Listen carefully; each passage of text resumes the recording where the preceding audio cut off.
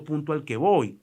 El problema de esta recuperación que se está dando en algunas áreas es que no le llega a todo el mundo, ni le va a llegar, no venimos aquí a engañar a la gente. Claro. Es una recuperación focalizada en pocos sectores, focalizada en una pequeña parte de la población.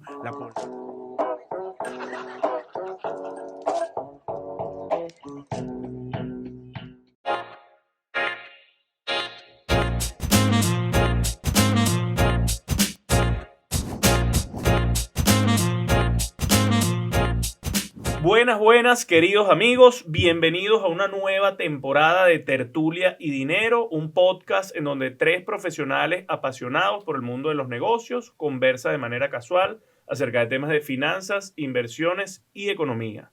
En esta nueva temporada nos acompañan otra vez los patrocinantes. Muchísimas gracias. Sí.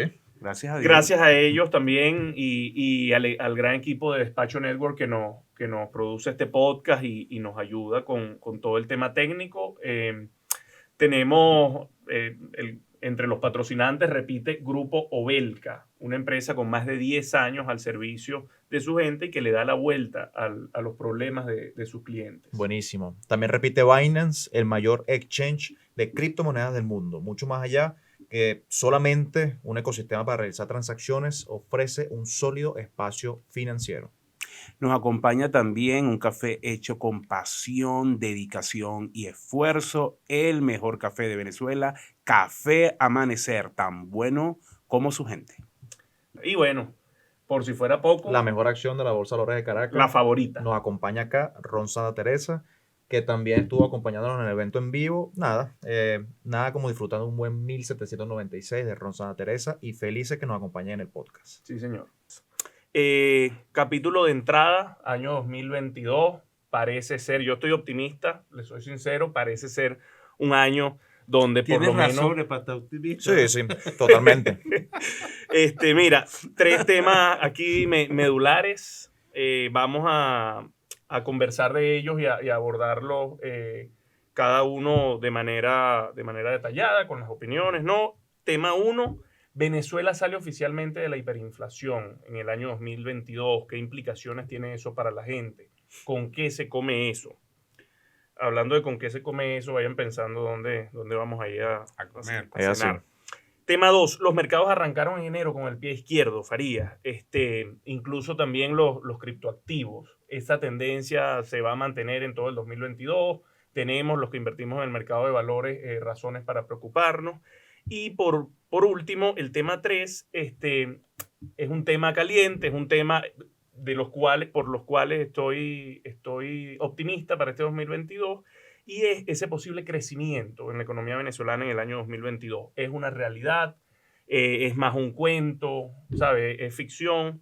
Y bueno, si todo esto se resume a una burbuja y a la economía de los bodegones, o si de verdad podemos ver un crecimiento sostenible, ¿no? en la economía de Venezuela en este 2022.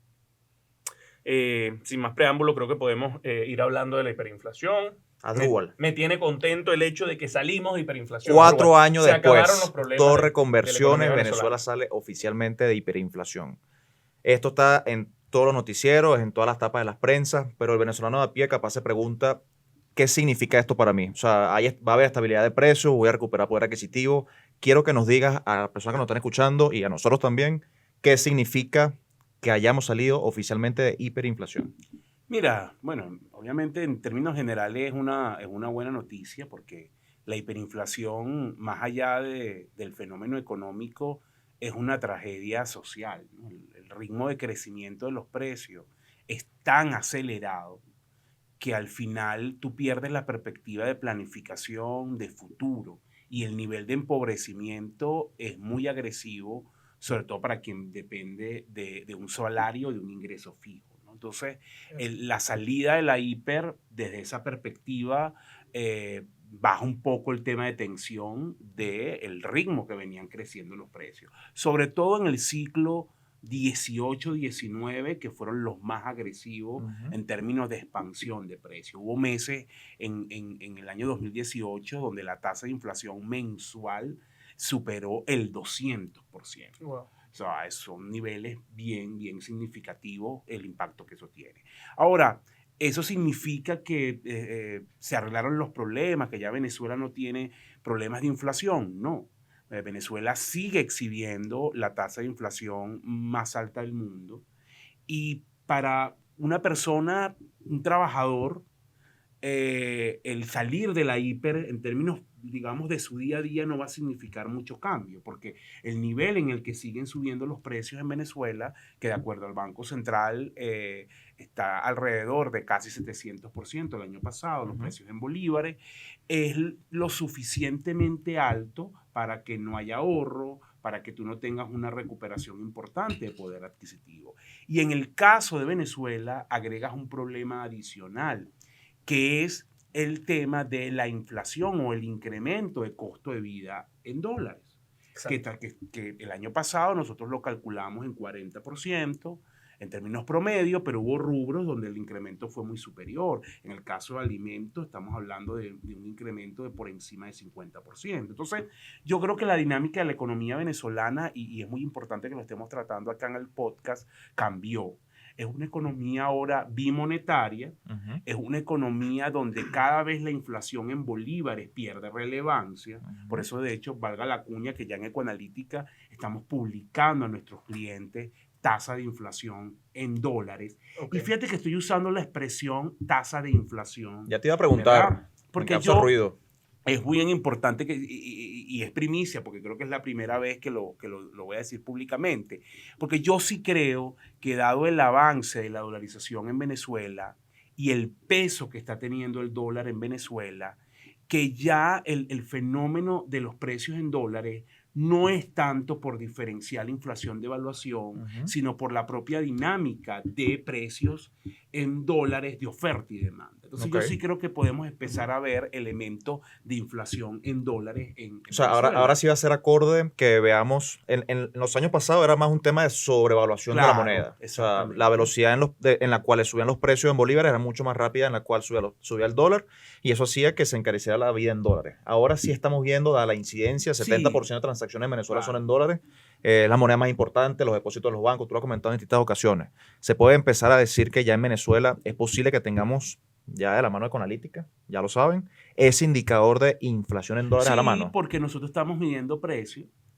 en la calle. El indicador, hago la aclaratoria, no es que nosotros con un modelo econométrico estimamos la inflación, no. También lo hacemos, pero lo que acá hacemos es con un grupo estadístico todas las semanas en la calle, en 5 ciudades del país, recogiendo muestras de precio y viendo un poco la evolución de esos precios. Eso es lo que estamos haciendo. Y lo que estamos notando es que los precios en dólares en Anaquel, en los establecimientos, están cambiando de precio, y no necesariamente por el diferencial inflación-devaluación. O sea, están ocurriendo cambios en la economía venezolana que tiene que ver con ese avance tan profundo de la dolarización que está ocurriendo. El segundo punto que creo yo que es relevante es que esa inflación en que se está dando en dólares viene cediendo en parte porque el nivel de transacciones en dólares viene creciendo, y cuando tú empiezas a pensar en dólares y a fijar tu estructura de costo y tu dinámica de precios en dólares, ya estos no pueden cambiar, la velocidad de cambio no puede ir al mismo ritmo que los bolívares, porque si no pierdes demanda, por ejemplo. Claro. O sea, la gente no va a poder comprar. Entonces, nosotros para este año estamos estimando que esa subida de los precios en dólares pueda estar en torno al 25%. Ahora, Asdrúbal, tú, como comentabas, 2017 entramos en hiperinflación, último trimestre. 2018, escalada en el aumento de los precios absurda. Creo que recuerdo agosto, septiembre, por encima de 200%. Empieza 2019 y empieza el gobierno a aplicar una serie de medidas que van desde el control de gasto público, creo que también la flexibilización de importaciones, el mismo tema de la dolarización, la restricción al crédito, como 4 aristas que ayudaron a frenar la inflación. Ahora, parte de estas aristas son, desde el punto de vista de una recesión, muy procíclica. O sea, aumentaron profundizan la recesión. Eso. Sí, ¿tú crees que para este año estas medidas que aplicó el gobierno van a seguir vigentes y pensar en un crecimiento, que sé que es el tercer tópico de este tema, pero quiero que lo vayas pensando? O sea, contener la inflación nos ha costado profundizar la crisis en Venezuela. Mira, José, es una pregunta compleja, y yo te diría que tal vez obviamente, entendiendo las restricciones que tiene el gobierno en Venezuela, pero cuando tú estás en un ciclo hiperinflacionario, también es válido que tu prioridad sea la salida de la hiper. Claro. Porque obviamente implica un proceso tan agresivo y destructor que seguir, más bien se demoraron demasiado, porque esta es una hiperinflación bastante longeva. Recordemos que el ciclo más largo ocurrió en Nicaragua y duró 5 años, nosotros duramos 4, entonces al final más bien el gobierno demoró demasiado el ciclo de salida de la hiper. Creo que hay áreas donde se tienen que introducir cambios, en unas lo veo posible, en otra veo que el gobierno no tiene mucho que hacer. Donde yo creo que hay que introducir cambio es en el tema financiero, todo lo que tiene que ver con crédito, con encaje, con el ecosistema dólar. Creo que ahí pueden hacerse cambios importantes, sobre todo de permitir más avance del tema de dolarización a través de los bancos, la dolarización financiera, cámara de compensación en divisa, que pueden ayudar al tema del crédito. Creo que también hay que hacer cambios con respecto al manejo del mercado cambiario. Yo creo que el gobierno le está dando más importancia a la que tiene al tipo de cambio, porque vuelvo al punto, cuando ya tú estás trabajando con dólares y tus precios están en dólares y tú recibes la mayor cantidad de dinero en dólares, para ti ya el tipo de cambio no tiene relevancia, es a perder relevancia. Entonces, el tener que hacer intervenciones costosas para contener la tasa de cambio y generar esa sobrevaluación, creo que es una política que debería modificarse, y si yo fuese el gobierno, dejara deslizar un poco más la tasa de cambio. Donde no le veo mucho rango de acción, en realidad, es en el tema de gasto público, porque allí el gobierno no tiene acceso a financiamiento. Claro. Y creo que eso va a seguir estando presente en Pero la 2022. mejora en ingresos petroleros no ayudaría capaz a que el gobierno gaste ayuda un tanto un más. poco, pero es limitada, porque obviamente la caída en producción es muy significativa. Estamos hablando de niveles de producción que pueden promediar este año 850,000 barriles. No digo que el gobierno no tenga una mejora de ingresos, pero no vas a poder tener un incremento sustancial del gasto que te permita recuperar el rol del Estado en términos de generador de política pública, y un punto que es importante, que es poder mejorar sustancialmente los sueldos y las pensiones, que ese es un tema ahí grave. Esa parte sí la veo más complicada, ¿no? Bueno, buenísimo. Mira, yo quería cerrar este punto con una última pregunta. Yo creo para rapidito, antes que se me olvide, Jesús, creo que este tema va a dar muchas aristas a lo largo de esta temporada, porque, insisto, están ocurriendo cambios en el tema dólar, en el tema inflación, y ese es un tema que se puede profundizar pues en un siguiente capítulo. Sí. Buenísimo. Este comentario lo dejo al aire más por un tema o sea, que me da la sensación de que últimamente he visto que muchos establecimientos están utilizando el tipo de cambio oficial, ¿okay?, del Banco Central para recibir los pagos, aun cuando su referencia está en dólares. Y me da la sensación, tú me corregirás si no es así, de que eso puede tener alguna incidencia, ese diferencial entre el dólar que está en la calle, el precio del dólar del mercado, y la tasa oficial, puede tener alguna incidencia en ese indicador de inflación en dólares en el que están hablando. Claro, totalmente. De hecho, un elemento que explica el alza muchas veces de los precios en dólares es que los agentes económicos no utilizan homogéneamente el mismo tipo de cambio. Es verdad, coincido contigo, que el dólar BCB o la tasa del BCB se está utilizando, pero a la hora de pagar todavía se mantienen fricciones. O sea, entonces el precio está en la tasa BCB, pero cuando voy a pagar entonces la tasa del día es otra, o si te tengo que hacer un pago móvil para darte el vuelto, la tasa es otra, o si tú me entiendes. Entonces al final esas fricciones tienen incidencia en la inflación. Es así, buenísimo. Perfecto. Bueno, tema 2. Los mercados arrancaron enero con el pie izquierdo, Farías. Hemos visto en las redes sociales nerviosismo. Y la Fed activa. Sí, la Fed todo Powell estos días en el Capitolio conversando un poquito. Con el cuchillo en la boca, y hemos visto en las redes sociales bastante nerviosismo. Aquí en este podcast dijimos que la inflación no era transitoria. Aunque bueno. No, lo dijimos en el primer capítulo, si no me equivoco, o en el segundo capítulo del podcast, temporada 1. Que también dijimos, de hecho, y lo traigo con algunos datos en referencia a Dogecoin, que en el primer capítulo, la primera temporada, hablábamos de que tengan cuidado, y bueno, ahorita está 80% abajo de los máximos históricos, hablando un poquito de la caída de los activos. Y hablamos, lo agarraron para bochinche cuando hablábamos de los ceros adelante de las monedas. Mira Shiba, lo que pasó con Shiba Inu. 60% Eso abajo. lo vamos a hablar en otro capítulo seguramente en esta temporada. Los mercados arrancaron con el pie izquierdo, hay nerviosismo, hemos visto muchos comentarios, gente diciendo, mira, el mercado está caro, hay que vender porque ya subió suficiente. Y bueno, en este podcast creo que todos coincidimos en que la volatilidad al final del día es una gran herramienta que tienen los inversionistas a largo plazo. Quisiera que nos comentes un poco acerca de eso y si esa tendencia bajista o al menos volátil pudiera mantenerse durante todo el 2022. Sí, a ver, para la fecha de la grabación que tenemos hoy, realmente las cosas, los mercados cambian de un día a otro. Se puede afirmar que los mercados comenzaron el año 2022 con el pie izquierdo. Algunos números rápidos. El Nasdaq está casi 5% abajo de lo que llevamos estas 2 semanas de enero. Dow Jones apenas un poquito positivo, 0,03. El S&P 500 menos 1,41. Y Bitcoin, hablando un poco del representante más importante del mercado de criptoactivos, está abajo un 8%.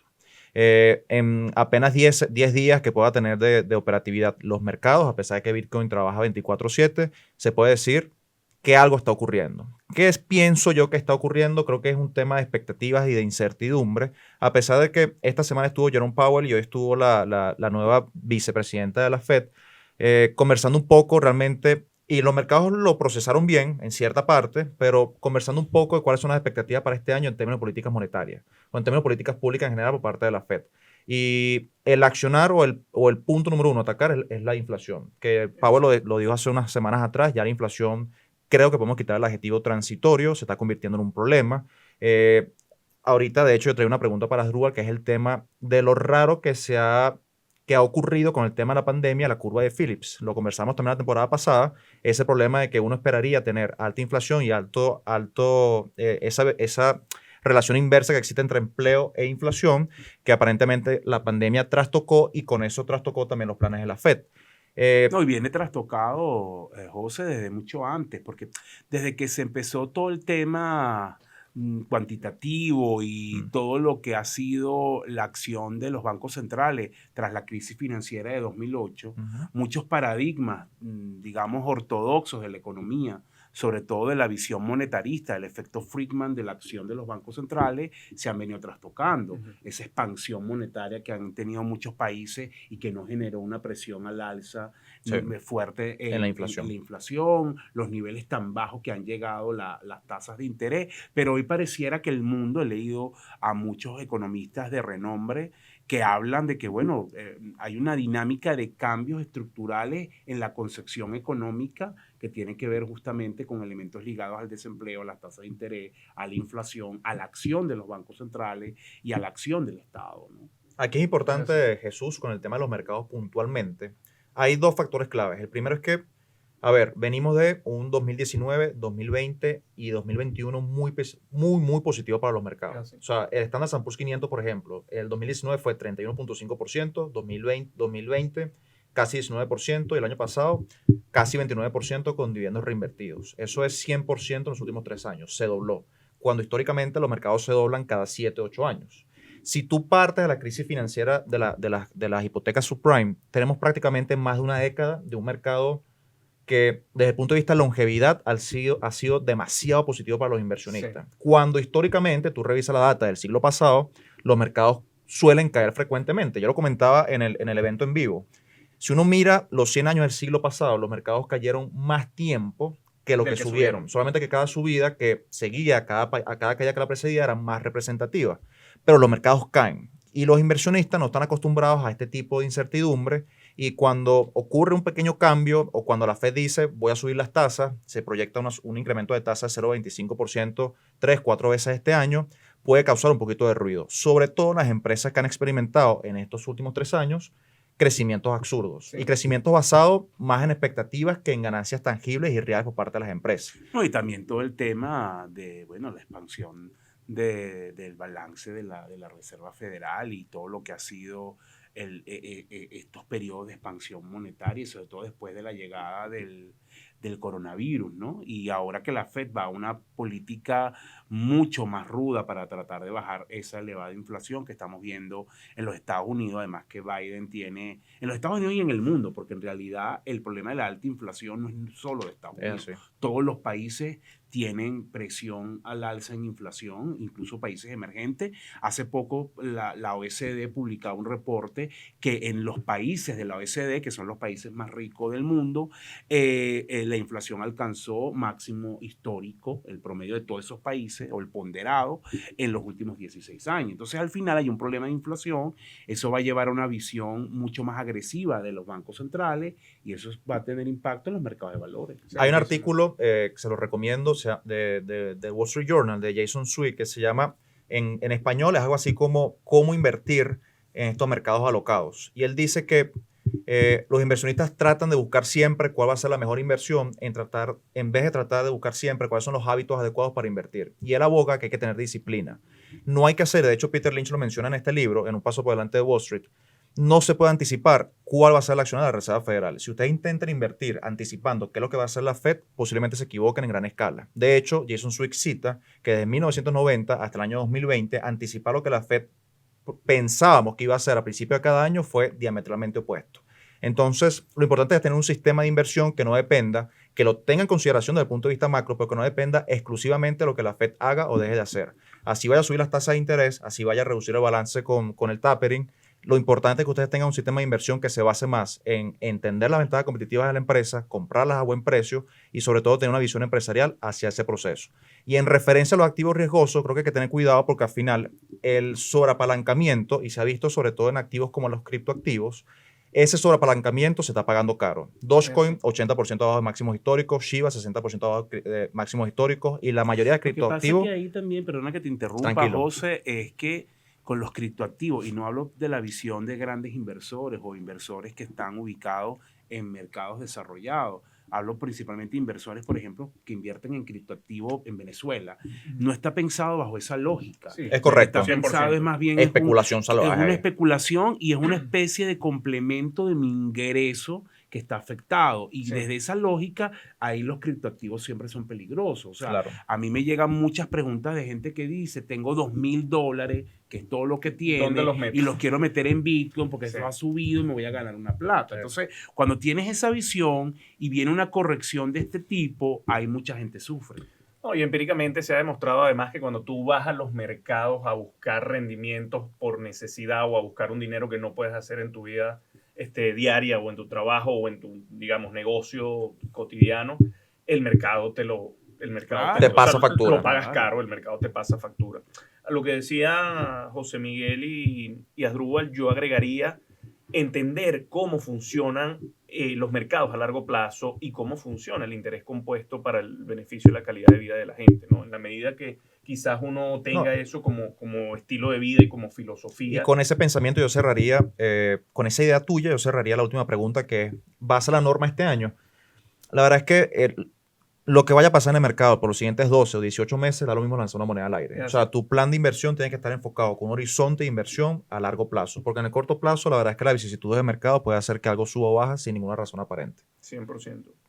Estoy completamente alineado. No sé si quieres agregar algo, Asdrúbal, a este No, tema. ya me parece bien. No, el tercer tema que lo estoy esperando aquí. Tema Calientico. caliente. Tema caliente. Ve, Asdrúbal se acomoda. Asdrúbal se Está acomoda. tenso. Asdrúbal se está parando a batear, hermano. No, mira, aquí antes de comenzar este tema, porque sé que es un tema sensible, al final yo siempre, o las últimas veces que he conversado este tema, voy con la data de la encuesta en COVID, o sea, 95% de pobreza, 75% de pobreza generalizada, pero no hablar por lo menos de lo que estamos viendo en términos de si puede ser, desde un punto de vista de percepción, una recuperación leve en algunas partes de Venezuela, también raya en la responsabilidad. Por mucho que se puedan herir sensibilidades, hay que hablar de lo que está ocurriendo, y yo siempre les digo a las personas que me preguntan recientemente, yo no cambiaría la Venezuela prospectiva o por lo menos el cierre de Venezuela 2021, Venezuela 2022 por la Venezuela 2016, 17, 18. Yo no la cambiaría. Entonces, Asdrúbal, ¿Venezuela se arregló o estamos viviendo una fantasía? Mira,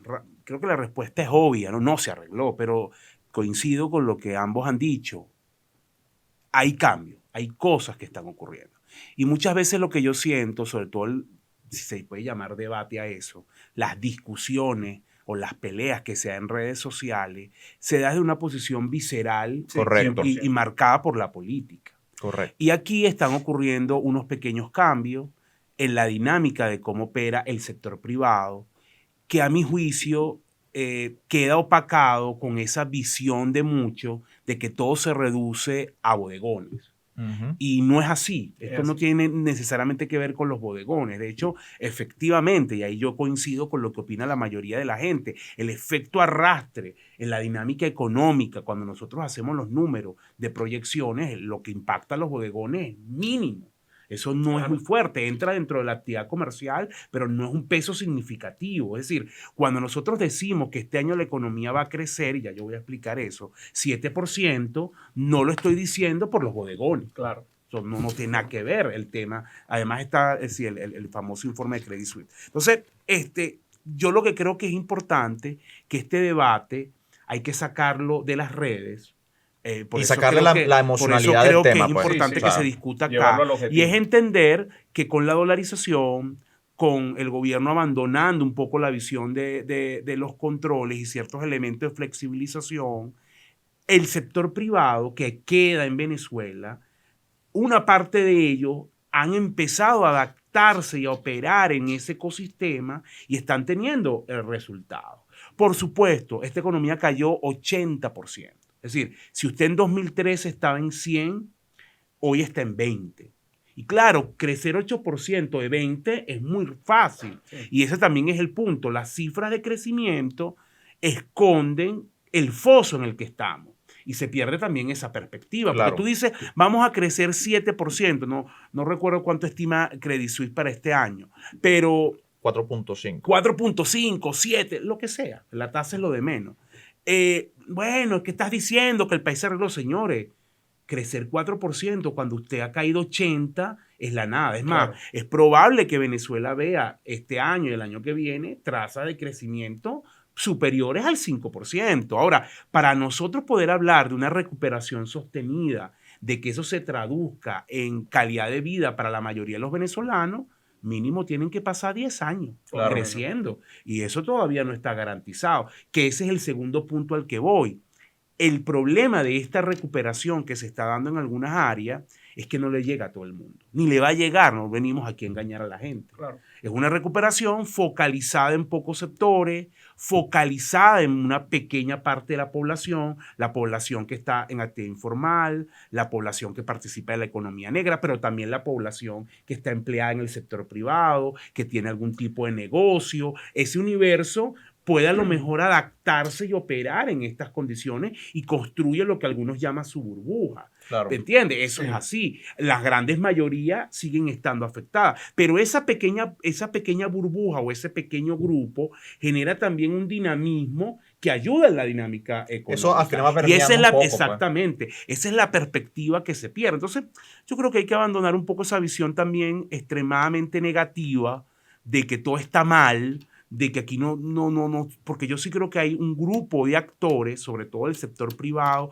y del que ha sido el sector privado tradicional en Venezuela, muchas de esas empresas listadas en la bolsa de valores, que están, guapeando y haciendo un esfuerzo para salir adelante. Sí, correcto. ¿Entiendes? Sí. También no podemos caer en el optimismo exacerbado de decir, no, ahora estamos creciendo 8, salimos de la hiper y ya no, Venezuela no tiene problema. Claro que sí, tiene temas estructurales que no se han resuelto, pero correcto. Creo que hay que ver esto en la justa dimensión y despolitizarlo. Yo muchas veces 100%. No participo en las redes de esos debates, se habrán dado cuenta, porque es que no llegas a nada. Es decir, es una visión visceral, además siempre es el insulto, es no entender cómo estos cambios están operando. Creo que también desde esta trinchera y desde los debates académicos que se puedan dar, es importante resaltar, esas luces y sombras que tiene esta nueva dinámica y que yo sí creo, y lo digo con responsabilidad, representa oportunidades para las empresas,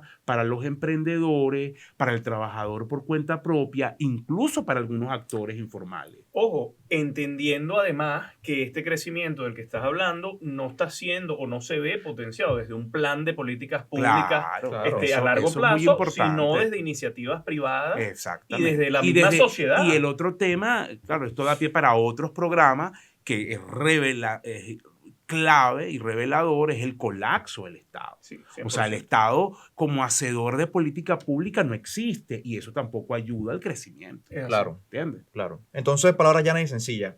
No nos hemos arreglado ni Pero de hay cerca. oportunidades. Pero sinceramente estamos un tanto mejor lo que pudimos haber estado hace unos 3, 4 años atrás. Estamos saliendo de la hiperinflación, la dolarización ha facilitado muchas cosas a nivel transaccional. Ha dado eh, certidumbre. Para mí ese es el cambio más Certidumbre es una trascendental palabra que ha clave. dado. No vemos esa intervención gubernamental a la hora de hacer negocios en Venezuela como ocurrió en la década pasada. Y si bien capaz no sea mucho, de nuevo, estamos estabilizados en el foso. A mí esa frase se Ajá. me quedó de tu foro de Conalítica. Estamos en el foso. Estabilizados, pero en el foso. Dejamos de caer. Dejamos de pues. caer. Entonces creo que Bueno, no es eso es poca algo cosa, ¿no? que no se tiene que Totalmente. tomar a la ligera. Y lo que tú decías, creo que al final las cosas están mal. Seguramente no se van a arreglar este año ni el siguiente, pero ya eso debería estar descontado dentro de nuestro esquema mental, tanto a nivel personal como profesional. Y si vamos a seguir en Venezuela, mejor lo descontamos, lo tomamos como ya dado y salimos a echar para adelante. Pues. Es así, 100% alineado. Entonces, bueno, creo que podemos concluir con que los cambios que se están dando son una No, y realidad. lo vamos a seguir, lo vamos a ir Profundizando en los siguientes profundizando en los siguientes capítulos, ¿no? Que creo que es relevante. Buenísimo. La píldora, José, hay píldora Píldora, ahora en tenemos esta píldora. temporada. Ha habido un cambio de estrategia para esta temporada con respecto a las píldoras. Les explico rápidamente por qué. A mí no me gusta recomendar nada donde yo no estoy invertido y creo que es una práctica que compartimos los tres. Sí. No ponemos nuestra palabra donde no está en nuestro bolsillo. Y el tema de las recomendaciones, pensar que si vamos a tercera, cuarta, quinta temporada, llegar a 50 acciones, ninguno de nosotros tiene 50 acciones dentro de su cartera. Entonces, para esta temporada y para este capítulo en particular, vamos a hacer recomendaciones de libros, de papers, de Películas. artículos y de películas financieras, de Que al series. final del día pueden potenciar los Sí. rendimientos de tu portafolio. Y bueno, vamos a estar No necesariamente monitoreando las acciones. el portafolio de Tertulia a ver cómo va. Pero para este capítulo, ya para hacer el cierre, este libro que creo que fue el primero que recomendé en la primera temporada, me parece válido que comencemos esta nueva serie de recomendaciones ahora de lectura con One Up on Wall Street o Un Paso por Delante de Wall Street de Peter Lynch. Fue el primer libro que yo leí, todavía trabajaba con Halliburton perforando pozos en San Diego de Cabrutica. Me lo pedí por Amazon, lo leí y después que lo leí decidí renunciar a Halliburton y dedicarme a esto.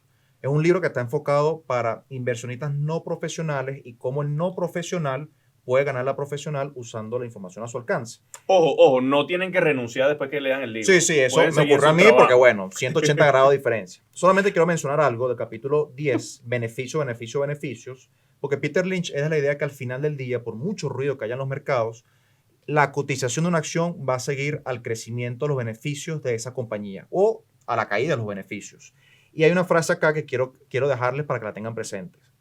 Aunque a veces es fácil olvidarlo, una acción no es un billete de lotería, es parte de la propiedad de un negocio. Dejen el ruido atrás. Eso que una acción es un ticket que se cambia todos los días, que es un pulso electrónico, una tabla de cotización, nos causa mucho daño como inversionistas y mucho daño a nuestro bolsillo. Vean una acción como parte de un negocio y créanme que le va a ir bien como inversionistas en el largo plazo. Muy bueno, muy bueno. Buenísimo. Me gusta este nuevo esquema de píldora. Y ojo, se consigue en Venezuela. Lo he visto en un par de librerías acá en el CDCT en Caracas, así que hay maneras de conseguirlo acá en Venezuela. Claro que sí. Buena noticia de la Nueva Venezuela también, están volviendo los libros. Estoy viendo una Sí, oferta de estoy bibliografía de que acuerdo. no había visto en los Estoy de últimos 5 o acuerdo. 6 años. Obviamente no de accesible para todo el mundo, pero Hay sí opciones. hay más opciones. Hay en herramientas, las y hay librerías. opciones. Entonces, bueno, estamos listos. Primer por- capítulo, por el tercera día de hoy. temporada. Primer capítulo de la tercera temporada. Señores, esto fue Tertulia y Dinero, un podcast en donde 3 profesionales apasionados por el mundo de los negocios conversan de manera casual acerca de temas de finanzas, economía e inversión. Por acá, @JesusLeonet en Instagram y en Twitter. Por acá, José Miguel Farías, @JMFaríasU en Instagram y en Twitter. Es por edad, hermano. Tranquilo.